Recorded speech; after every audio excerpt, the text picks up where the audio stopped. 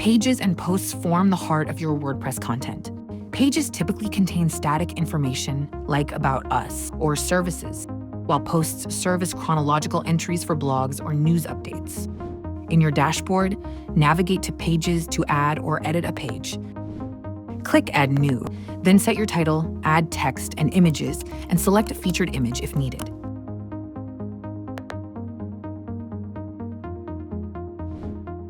The process is similar for posts. Just go to Posts instead. Categories and tags help organize your articles, making them easy for visitors to find.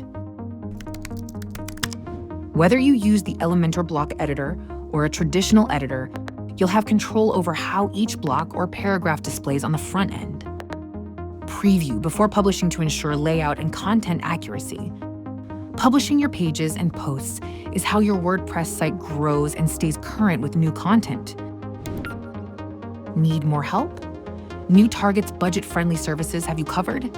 Learn more at newtarget.com.